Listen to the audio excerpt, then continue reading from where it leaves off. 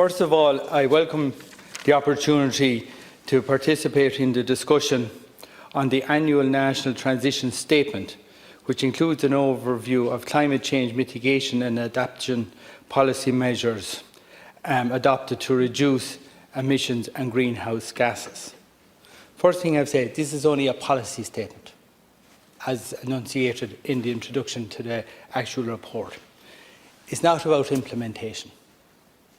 It's only fluff and puff, this entire report. And it would be far better if the legislation was to require a report on activities specifically, rather than an annual policy statement, because this House is great at annual policy statements, but not half as good at ensuring they're actually implemented. The main gap in this report, and I want to deal with two topics only, is the fact there is no significant reference to the carbon tax collected in 2019, or 18, or 17, or 16, or any other year. You'd almost think the government was starting to embark on a road to collect carbon tax.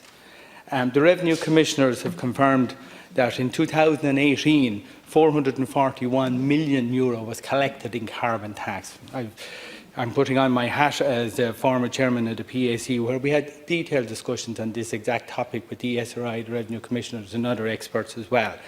And they've told us that in 2019, the revenue were expecting to collect approximately 500 million in carbon tax. No reference to that in this report at all.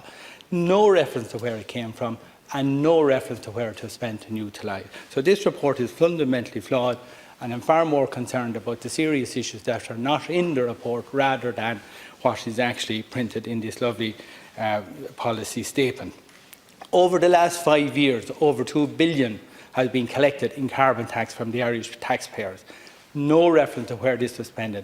There was never an accounting system or a system of reporting to the Oireachtas as to where that €2 billion was spent. I do acknowledge, as a result of pressure from Fianna Fáil, the most recent budget for 2020, when there's going to be an extra 90 million collected in terms of where is that going to be allocated for 2020, and that's in the report in relation to the transition fund.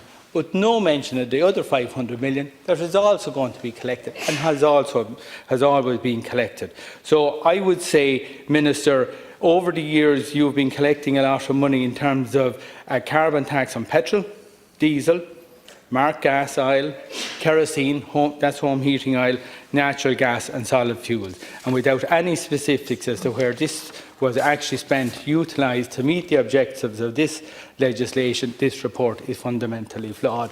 And as I said already, it's only huff and puff as far as I'm concerned. I now want to talk about the EU emissions trading system, which is actually referred to in this report. And this is, and I'm reading the very short paragraph where it defines what the EU emissions trading system is. The EU emissions trading system is the main cornerstone of EU policy to combat climate change and operates on the cap and trade principle, where a cap is set on the total amount of emissions that can be emitted by installations, beyond which allowances must be purchased. This cap is reduced over time, incentivising a reduction in purposes, and it goes on to say that there are actually, it is 103 such facilities licensed in Ireland under this legislation, and they include the main power generating facilities, major construction projects, utilities and hospitals and other major emitters of carbon emissions. Now, it's very interesting and kind of a little bit, you know, not telling the full picture. Again, as what the Minister didn't say, he gave credit to us for reducing our carbon emissions in 2019 in the energy sector. That's because Money Point was closed. You can claim no credit because the thing was out of action. And yes, we're using it as a reason to say, weren't we brilliant last year? But what you didn't say, Minister, and I'm telling you because it is a fact and I'm putting it on the public record, the carbon emissions that weren't emitted from Money Point last year, the ESB can carry them forward to overproduce carbon emissions next year and offset what they didn't use last year against future emissions. Or they have the option of selling it on the international EU trading system. So there's a lot of hocus pocus going on here in relation to meeting actual targets. So essentially the emissions trading system is, and they said there's 103 facilities in Ireland and there's thousands of them across Europe. There is a cap on what they can produce. If they go over it, they must purchase these emissions. So essentially we're saying to the biggest 103 polluters in the country, you can pollute all you like. If you go over your limits, you can purchase carbon credits from another country as your way of buying out your carbon reduction obligation. Simple statement of fact. This is what we're not hearing today. Now, I do want to, there's only one organisation I do want to compliment on their department's remit on this, and that is the EPA, and who are the competent authority to ensure compliance. And I'm pleased to see that in 2018, again we got this information at the PAC, that St James's Hospital was fined $210,000 for breaching its emissions targets, and because it hadn't purchased some carbon credits at a European level.